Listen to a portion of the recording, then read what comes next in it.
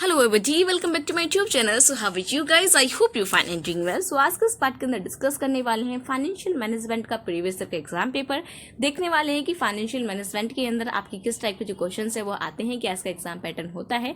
तो इस financial management के क्वेश्चन पेपर को डिस्कस करने से पहले मैं आप सभी के साथ एक छोटी सी चीज़ शेयर करना चाहती हूँ। सबसे पहले तो मुझे आप ये बताइए कि आप क्या कर रहे हैं, मतलब आप क्या चीज़ परस्यू कर रहे हैं, आप कौन से कोर्स के अंदर हैं। आप अभी एक प्रोफेशनल कोर्स के अंदर हैं, आप अभी बीबीए को परस्यू कर रहे हैं, ठीक है।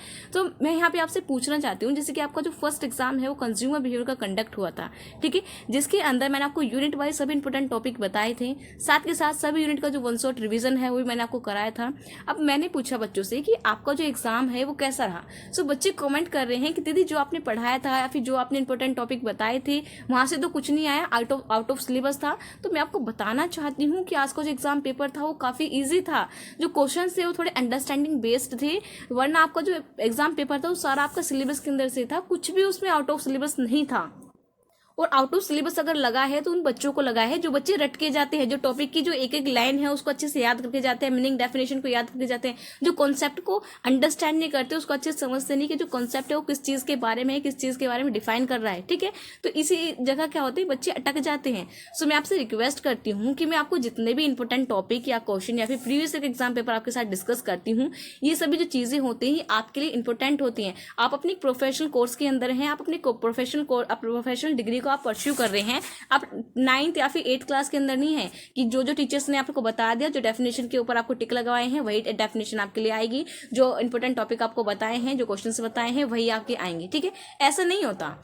इंपॉर्टेंट टॉपिक का मतलब होता है कि ये जो टॉपिक होते हैं इनसे एग्जाम के अंदर यहाँ से जो क्वेश्चन है वो आपके आते हैं।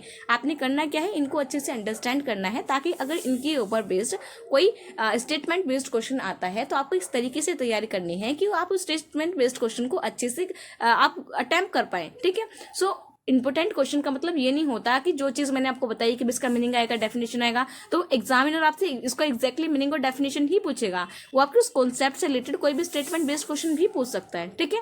सो आज का जो क्वेश्चन पेपर था कंज्यूमर बिहेवियर का वो काफ़ी ईजी था, इतना हार्ड नहीं था, अंडरस्टैंडिंग बेस्ड था। जिस बच्चे ने सभी कॉन्सेप्ट को अच्छे से अंडरस्टैंड करके वो गया है, अच्छे से समझ के गया है, उनको तैयार करके गया है, वही जो बच्चा है वो कंज्यूमर बिहेवियर का एग्जाम पेपर उसने अच्छे से अटैम्प्ट किया होगा। और जो बच्चे रट के जाते हैं, एक एक लाइन को याद करके जाते हैं, उन बच्चे के लिए जो एग्जाम पेपर था वो काफ़ी हार्ड था, और उनके लिए आने वाले सारे जो एग्जाम पेपर हैं वो हार्ड होने वाले हैं, ठीक है। और अगर आपको इजी करने हैं तो आपने जो अपनी अंडरस्टैंडिंग पावर है उसको इंप्रूव करना होगा, सभी कॉन्सेप्ट को समझ के जाना होगा, और आपको अपनी लैंग्वेज के अंदर लिखना आना चाहिए, ठीक है। अगर आपको किसी अपनी लैंग्वेज के अंदर लिखना आता है तो आप तभी क्या कर पाओगे, सभी जो क्वेश्चन है उनको अच्छे से अटेम्प्ट कर पाएंगे, ठीक है। सो ये जो छोटी सी चीज़ थी जिसको मुझे आपके साथ शेयर करना था, इसको क्लियर करना था, ठीक है।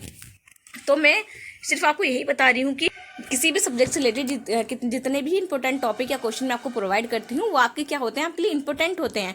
आपको उनको अच्छे से क्लियर करना होता है, अच्छे से उनको रिवाइज करना होता है, ताकि अगर उनसे बेस्ड कोई डायरेक्टली क्वेश्चन आया तो आप उससे भी अटैम्प्ट कर पाओ, कोई स्टेटमेंट बेस्ड क्वेश्चन आया तो आप उसको भी अच्छे से क्लियर कर पाओ, अटैम्प्ट कर पाओ, ठीक है। तो आई होप ये छोटी सी चीज़ है ये आपको अच्छे से क्लियर हो गई है, ठीक है।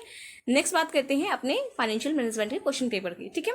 सो इसके अंदर क्या होते हैं, हमारे प्रॉपर 3 सेक्शन होते हैं, section A, section B, section C. Section C A के अंदर क्या होते हैं, आपके 5 क्वेश्चन होते हैं। पर क्वेश्चन की वेटेज की बात करें तो एक क्वेश्चन जो होता है आपका 3 नंबर का होता है, ठीक है। पहले बात करते हैं क्वेश्चन नंबर फर्स्ट की। क्वेश्चन नंबर फर्स्ट है आपका what do you understand by working capital. तो क्वेश्चन नंबर फर्स्ट के अंदर आपको बताना है कि आपका वर्किंग कैपिटल होता क्या है, क्या उसका मीनिंग है, क्या उसका डेफिनेशन है। नेक्स्ट आपका क्वेश्चन नंबर सेकंड, इसके अंदर आपने करना है define the term financial leverage. आपका फाइनेंशियल लीवरेज टर्म है, आपने करना क्या है, इसको डिटेल में इसको शॉर्ट में डिस्कस करना है। नेक्स्ट आपका डिफाइन अंडर कैपिटलाइजेशन, आपको बताना है कि आपका अंडर कैपिटलाइजेशन होता क्या है, क्या इसका मीनिंग है, क्या इसका डेफिनेशन है। नेक्स्ट आपका question number 4, define any 2 techniques of capital budgeting, ठीक है। तो आपने करना क्या है, जो कैपिटल बजटिंग की टेक्निक्स है उनमें से आप किसी भी कोई भी 2 टेक्निक्स को आपको इसके अंदर डिस्कस करना है।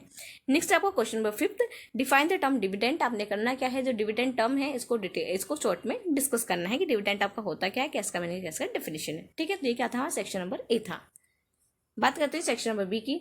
इसके अंदर आपके शॉर्ट आंसर टाइप क्वेश्चन होंगे। यहाँ पे आपको 3 क्वेश्चन देखने को मिलेंगे, जिसके अंदर आपने करना क्या है, अपने 2 बेस्ट सिलेक्ट क्वेश्चन को करना, टू क्वेश्चन को अच्छे से सिलेक्ट करना है, देन उनको अटैम्प्ट करना है। पर क्वेश्चन की डिटेल्स की बात करें तो एक क्वेश्चन जो आपका 7.5 नंबर का होने वाला है।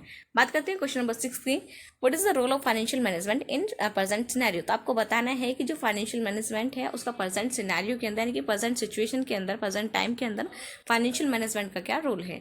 बात करते हैं क्वेश्चन नंबर 7 की, define in details the various discussion taken by the financial manager. आपने बताना है कि जो हमारा फाइनेंशियल मैनेजर होता है वो किस टाइप के, कौन कौन से डिफरेंट जो डिसीजंस है वो उनको लेता है। तो हमारे कुछ डिफरेंट टाइप के डिसीजंस होते हैं। सो अगर आपको पता है तो कमेंट करके जरूर बताना है कि हमारे जो डिसीजन है वो कितने टाइप के होते हैं, ठीक है। सो जितने भी टाइप्स के होते हैं आपने करना क्या, उनको यहाँ पे डिस्कस करना है। बात करते हैं नेक्स्ट क्वेश्चन की, क्वेश्चन नंबर 8 की। क्वेश्चन नंबर 8 क्या है, ये आपका एक न्यूमेरिकल बेस्ड क्वेश्चन है, जिस क्वेश्चन के अंदर आपने करना क्या है, जो आपका डिविडेंड पे आउट का जो एक फॉर्मूला है, जो वोल्टर का, यानी कि डिविडेंड पे आउट का जो वोल्टर का फॉर्मूला है, आपको उस फॉर्मूले को यूज करके यहाँ पे करना क्या है, जो आपकी कंपनी है उसकी जो मार्केट वैल्यू है, उसका जो मार्केट शेयर है, वो क्या करना है, आपको इस फॉर्मूले को यूज करके यहाँ पे कैलकुलेट करना है। बात करते हैं क्वेश्चन नंबर सी की, सॉरी सेक्शन नंबर सी की। सेक्शन नंबर सी के अंदर आपके 5 क्वेश्चन मिलेंगे। एक क्वेश्चन जो होगा वो आपका 15 नंबर का होने वाला है। यहाँ पे आपने करना क्या है, अपने 5 में से कोई भी 3 बेस्ट क्वेश्चन को सिलेक्ट करना है, देन उसको अटेम्प्ट करना है, ठीक है। देखते हैं नेक्स्ट क्वेश्चन क्या, क्वेश्चन नंबर 10 की बात करते हैं। Explain the Walter model with the help of an example and what are its shortcoming if any, ठीक है। सो यहाँ पे क्या करना है, आपको जो वोल्टर मॉडल है उसको आपको यहाँ पे डिस्कस करना है कि आपका वोल्टर मॉडल होता है क्या है, किसने दिया था, क्या इसका मीनिंग है, इसका डेफिनेशन है, इसका ऑब्जेक्टिव क्या है, ठीक है। और जिसकी कुछ कमियां होती हैं तो आपने करना है क्या, इसकी जो कुछ कमियां हैं उनको भी क्या करना है, यहाँ पे आपको डिस्कस करना है। बात करते हैं क्वेश्चन नंबर 10 की। क्वेश्चन नंबर 10 है आपका, what is the cost of preference share capital and how do you calculate cost of redeemable and irredeemable preference share, ठीक है। तो आपने बताना है कि आपका प्रेफरेंस शेयर कैपिटल आपका होता है क्या है, क्या उसका मीनिंग है, क्या उसका डेफिनेशन है, क्या इसका ऑब्जेक्टिव है, ठीक है। नेक्स्ट क्या करना है, आपको ये भी बताना है कि जो हमारा प्रेफरेंस शेयर है जिसके अंदर हमारे रिमेडेबल और इररिमेडेबल प्रेफरेंस शेयर आते हैं, आपने बताना है कि इसके अंदर हम रिमेडेबल और इररिमेडेबल प्रेफरेंस शेयर को किस तरीके से कैलकुलेट करते हैं। प्रॉपर यहाँ पे आप उसकी जो कैलकुलेशन है वो आपको यहाँ शो करनी है with the help of example.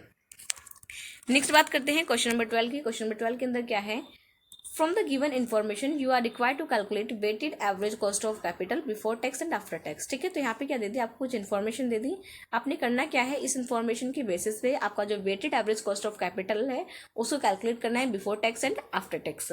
बात करते हैं क्वेश्चन नंबर 13 की। क्वेश्चन नंबर 13 में क्या है, Sintrex company is planning to replace is existing photocopy machine, ठीक है। तो एक कंपनी है वो क्या कर रही है, वो एक प्लानिंग कर रही है कि उसकी जो पुरानी फोटोकॉपी मशीन है उसको क्या करना है, उसको रिप्लेस करना है।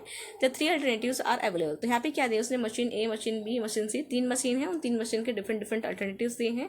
तो आपने करना क्या है, इस इंफॉर्मेशन को यूज करके आपको क्या करना है, सिंट्रेक्स कंपनी की जो आपको ये कैलकुलेट करना है कि जो हमारी सिंट्रेक्स कंपनी है वो कौन सी मशीन को बाय करेगी, ठीक है। इन पॉइंट्स के बेसिस पे तो आपने करना क्या है, जो इन्फॉर्मेशन हमें इसकी गिवन है आपने उस इन्फॉर्मेशन को यूज करके इन सभी चीज़ों को कैलकुलेट करना है। एंड कैलकुलेट करने के बाद आपको ये बताना है कि उन 3 मशीन में से हमारी जो कंपनी है वो कौन सी मशीन को बाय करेगी, ठीक है। तो ये क्या था, हमारा क्वेश्चन नंबर 13 था। सो ये क्या है, हमारा प्रीवियस ईयर का एग्जाम पेपर है फाइनेंशियल मैनेजमेंट का। आई होप ये आपको क्लियर है कि किस टाइप के जो क्वेश्चन है वो आपके आते हैं। सो इस एग्जाम पेपर को देख के आपको ये तो कंफर्म हो गया होगा कि आपके जो थ्योरेटिकल क्वेश्चन है वो भी आते हैं, साथ के साथ आपके जो न्यूमेरिकल क्वेश्चन है वो भी आपके पूछे जाते हैं, ठीक है। अगर आपको इसका इंपॉर्टेंट टॉपिक की जो वीडियो है वो उसको आपने नहीं देखा है तो उसका जो लिंक है मैं आपको प्रोवाइड कर दूंगी, आप उस वीडियो को देखिए और अच्छे से अपने एग्जाम की तैयारी करिए। So all the best for examination. Bye bye, so see you in the next video.